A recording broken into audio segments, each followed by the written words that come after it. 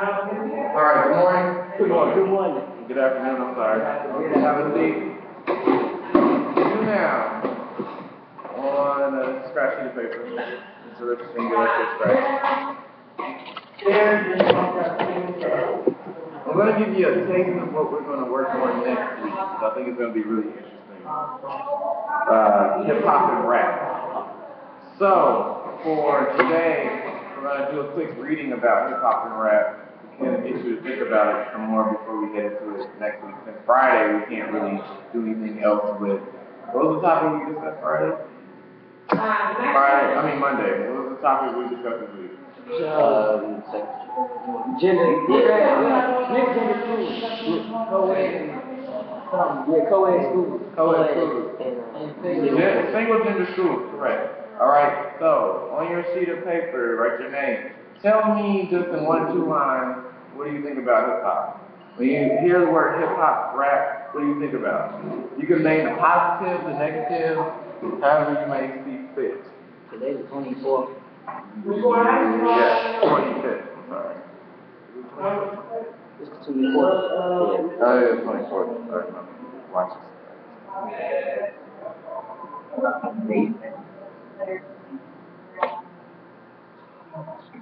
New York. And an article says, if he goes,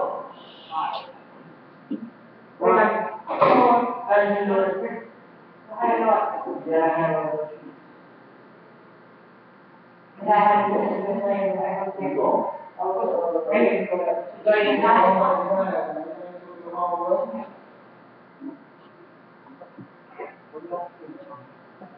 And with the reading, we're not going to finish it all because we're going to read it out loud. But I want to get you all to get used to it. We'll finish it next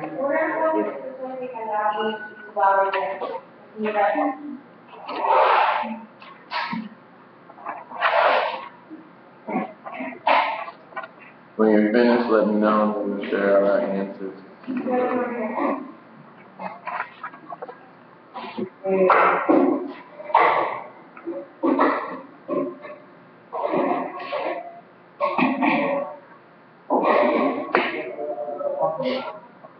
You ready, Matt? You ready, Matt?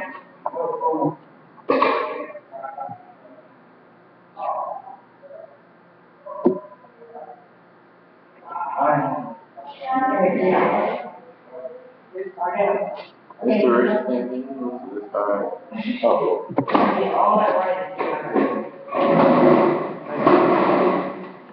Right.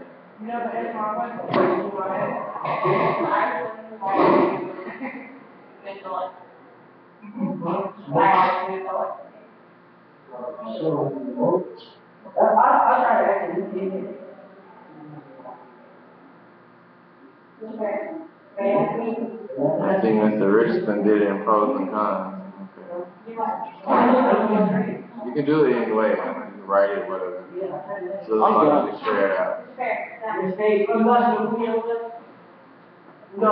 What did you do in this page? Randy Young, and you don't you ever sit next to Mr. Edison again in my class. I'm so serious. I'm not the last person.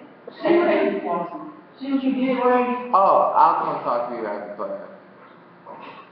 Randy got the funny was How are you? I'm gonna get you though. I'm there. You got one? I got it. That's because he be laughing. He be laughing. Hey, wait, what was that? What'd you say? Hey, Randy, what we learned? Oh, what we learned yesterday? You talking about the reading test? It was easy. The English test. Oh, the English So I said, when I go, I'm not going to give you school. I was working on it. Yeah. I got Just know that. You know I did good. I know you did. I'm talking overall. I let you see. They say the math was easy too, so. It was. I'm scared of saying everything was easy though. I'm afraid for Miss Patch. It was physics. It was physics. They said that the reading part was the worst because it was too short. It was too short. Yes. Okay. That's I'm what gonna check this short. Okay. real quick, what do you all think about that test? How'd it go? It was very easy. Okay. I believe that. No, it was easy though. Physics was like third easy.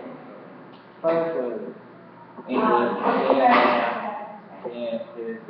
Math or math? Math. You always say math. The whole thing was math. Well, some people couldn't finish the reading in time because they said the reading was too long. No, they get short, but we can't. It's hard to read fast. You all, that's why I had you reading this because we're gonna work on that. We're gonna work on that. Since we're gonna work on speed reading and reading in a short amount of time. All right. So let's share out. Mr. Ward. A positive thing about hip hop and rap, I said it shows a lot of emotion. It shows a lot of feelings and it's good hype music. Yeah. Okay. And I said for negative, it's sometimes violent and then it makes people, it's like, some people like get into the music and they go get smart.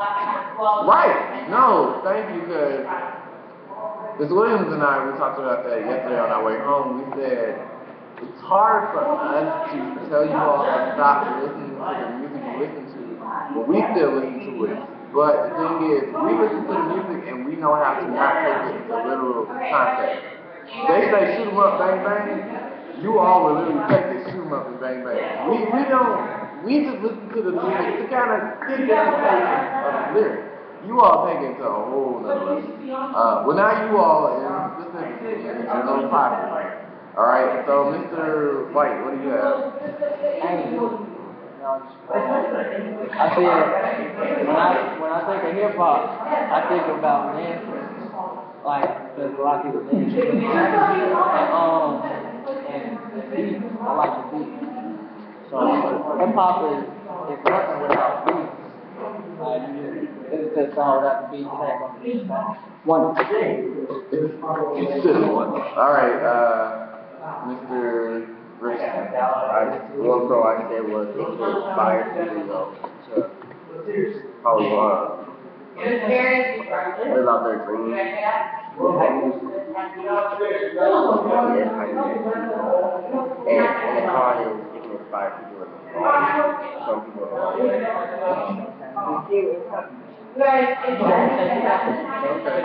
Wait here, take this sheet. I'm going to read the intro part. I'm going to read this out loud. Yes, man. I'm going to read this part. It's not as interesting as the beginning of the actual chapter, but let me read this. In Hip's case, and the same is true for hip-hop, Scott Call, professor of English at Berkeley, points out that it can move from a form of African-American Bohemian descent to become the very language of the advertising world, which took Hip's promise of authenticity, liberation, and rebellion and attached it to the act of enjoying whatever was on sale at the moment. Today, young people have been tricked into seeing their acts of consumerism as acts of rebellion. What do you all think about that? What does it mean right there? Acts of consumerism as acts of rebellion.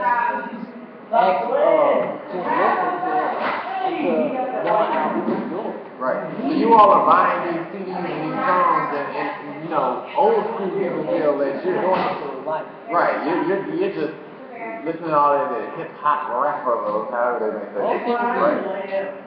Right.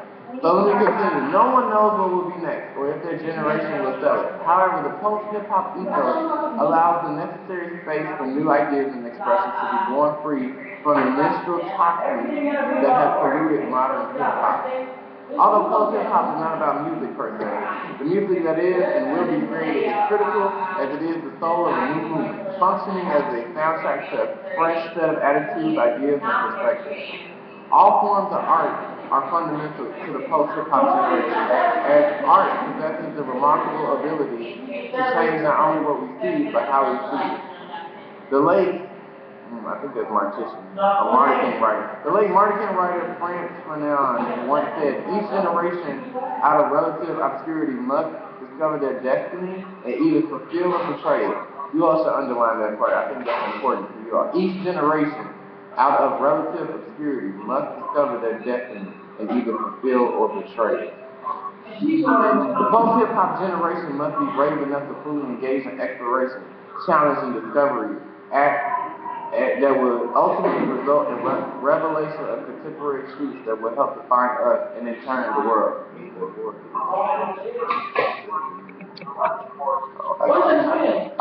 Okay, so now, look at the title. Keeping it real versus real. What's the first real mean?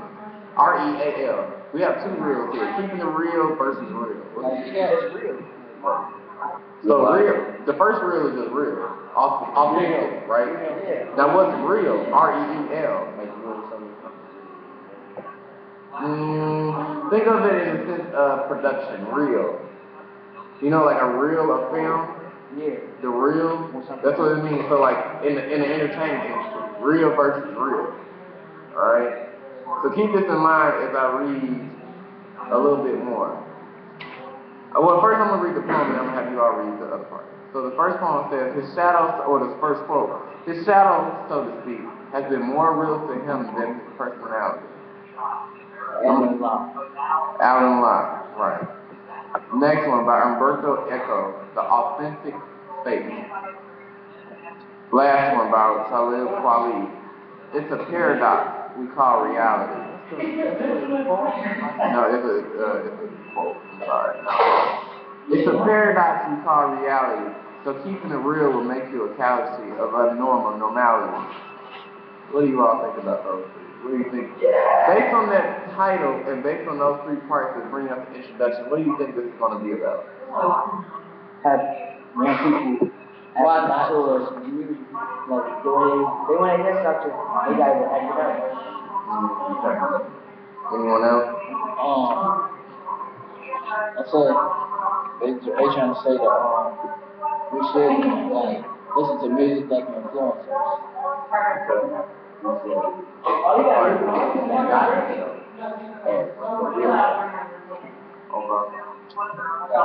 Alright, Mr. Ward, read the first page there. I greet you at the beginning of what I hope is the last round of a great battle. An intense struggle that has raged across the treacherous battlefield of media, the blood spilling into our national imagination for centuries. A conflict in which victory is prerequisite to our collective freedom, but that unfortunately leaves them losing.